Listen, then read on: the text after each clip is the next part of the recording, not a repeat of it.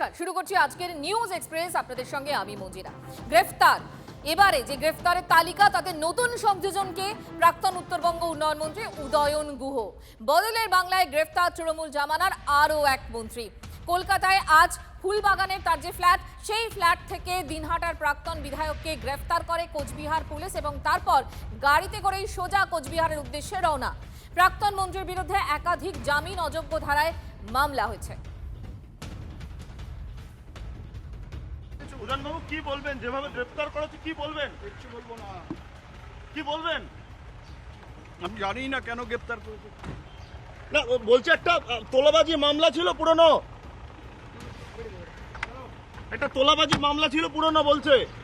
একটি তোলাবাজি মামলায় উদয়ন গুহকে গ্রেফতার করা হয়েছে এবং উদয়ন গুহ তিনি নিজে বলছেন জানি না কী কারণে তাকে গ্রেফতার করা হয়েছে। স্বাভাবিকভাবেই কিছুক্ষণ আগেই তাকে ফুলবাগান থানা থেকে বার করা হয়েছে এবং তাকে এই মুহূর্তে জেলা পুলিশ নিয়ে যাচ্ছে এবং উদয়ন গুহ তিনি নিজে বলেছেন যে তিনি জানেন না কী কারণে তাকে গ্রেফতার করা হয়েছে।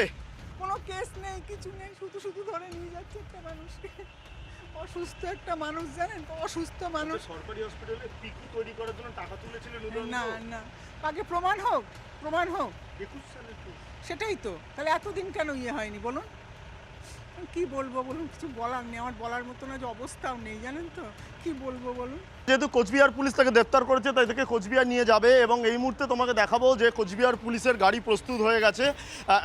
উদয়ন গুহ তাকে একেবারে তিনি গাড়ির মধ্যেই রয়েছেন, তাকে নিয়ে যাওয়ার যে প্রক্রিয়া সেই প্রক্রিয়া ইতিমধ্যে শুরু হয়েছে। কি বলবেন? আপনাকে গ্রেফতার করা হলো, কি বলবেন? কি বলবেন?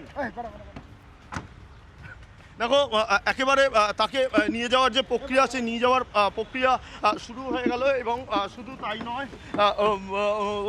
তাকে যেহেতু কোচবিহারে তার মামলা রয়েছে তাই আশা করা যায় কোচবিহারই তাকে নিয়ে যাওয়া হবে। কাকুরগাছি মোড়ে তার যে ফ্ল্যাট ছিল সেই ফ্ল্যাট থেকে বর্তমানে এখন কোচবিহার পুলিশ তাকে নিয়ে যাচ্ছে। কিছুক্ষণ আগে ফুলবাগান থানা থেকে তাকে নিয়ে কাকুরগাছির তার যে ফ্ল্যাট সেখানে আসা হয়েছিল। এক্সপ্রেসওয়েতে এই মুহূর্তে উদয়ন গুহ এবং কোচবিহার পুলিশের গাড়ি। স্বাভাবিকভাবেই কিন্তু তুমি জানো যে তার পরিবারের লোকেরা তারা বলছেন যে তারা জানেন না তিনি এই কাজ করতে পারেন না। উদয়ন গুহ তিনি একবারে স্পষ্ট করে দিয়েছেন তুমি জানো যে তিনি জানেন না কেন গ্রেফতার হয়েছেন। সব মিলিয়ে আজকে সকালবেলা বেশ কিছুদিন ধরে কোচবিহার পুলিশ তাদের অভিযোগ আসার পরে তদন্ত শুরু করে। উদয়ন গুহকে কোথায় তার সন্ধান শুরু করে। তারা দেখে যে কলকাতায় তার যে ফুলবাগান থানার অন্তর্গত যে একেবারে একটি ঘর রয়েছে সেখানে উদয়ন গুহ রয়েছেন। সেই লোকেশন ট্র্যাক করে পুলিশ চলে আসে, ফুলবাগান থানাকে ইনফরমেশন দেয়। ফুলবাগান থানা গিয়ে উদয়ন গুহকে থানায় নিয়ে আসে, জিজ্ঞাসাবাদ করে কোচবিহার পুলিশ এসে তাকে গ্রেফতার করে। কল্যাণী এক্সপ্রেস ওপর দিয়ে কিন্তু আমরা চলে যাচ্ছি আর উদয়ন গুহর যে গাড়িতে বসে রয়েছেন তাকে পুরো বর্তমানে পুলিশ ঘিরে রয়েছে আর সেই গাড়ি কিন্তু কল্যাণী এক্সপ্রেস ধরে কিন্তু বর্তমানে কোচবিহারের দিকে রওনা দিয়েছে।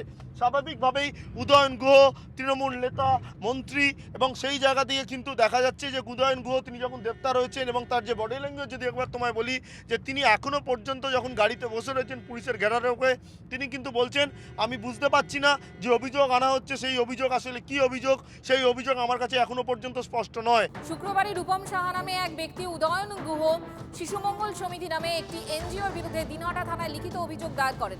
দিনহাটা হাসপাতাল থেকে কোটি কোটি টাকা তোলাবাজির পাশাপাশি ঘুষ 21-এ ভোট পরবর্তী হিংসারও অভিযোগ উদয়ন গুহর বিরুদ্ধে। উদয়ন গুহর বিরুদ্ধে প্রতারণা, অপরাধমূলক বিশ্বাসভঙ্গের অভিযোগ সহ জামিন অযোগ্য 3টি ধারায় মামলা রুজু পুলিশে। ভিকটিম আমার কাছ থেকে 50,000 টাকা ডিমান্ড করা হয়েছিল, তারপরে অনেক নেগোসিয়েশন করার পরে 25,000 টাকাতে ওরা মানে, তারপরে আমাকে 10,000 টাকার রসিদ দেয়। সেই 10,000 টাকার রসিদ যে দেয় আমাকে, সেই রসিদটা যখন আমি অবজেকশন করি যে 10,000 টাকার রসিদ কেন দেওয়া হয়েছে, আমি তো 25,000 টাকা দিলাম, বলে যেটা দিয়েছি ওটা ওরকমভাবেই রাখো, নাহলে কপালে কষ্ট আছে। ক্ষোভটাকে প্রকাশ করতে পারিনি কারণ তারা ক্ষমতায় ছিল, তারা ক্ষমতার অসৎ ব্যবহার করেছে, সেই কারণে কেউ কোনো কিছু করতে পারেনি। তো 2026-এ সরকার পাল্টানোর পরে স্বাধীনতা পায় মানুষ, সাধারণ জনতা স্বাধীনতা পায়। স্বাধীনতা পাওয়ার পরে এই বিষয়গুলো নিয়ে আমাদের কাছে অনেকগুলো অবজেকশন আছে। যে উদয়ন গুহ নিজের বাবাকে চোর বলে তিনি স্বীকার করে নিয়েছিলেন, বারবার তিনি নিজের বাবার উদ্দেশ্যে তাকে চোর বলে পরিচয় দিতেন। আজকে দেখুন কোথাও গিয়ে পৃথিবীটা কিন্তু গোল, আর আজকে তাকেই কিন্তু গ্রেপ্তার হতে হয়েছে এবং একটা নয় বহু মামলা।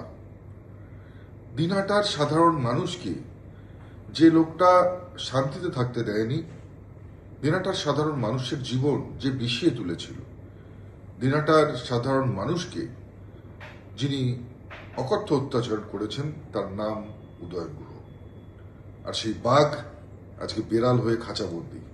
যে যেমন কর্ম করেছে তাকে সেই কর্মের ফল ভুগতে হবে। আর এটা তো সবে শুরু। শুধু গুরু নয়, গুরুর যারা ভক্ত আছে, শিষ্য আছে, তাদেরও সময় ঘনিয়ে এসছে। এবং দুজনে মিলে অত্যাচার করেছিল, বাবা এবং ছেলে।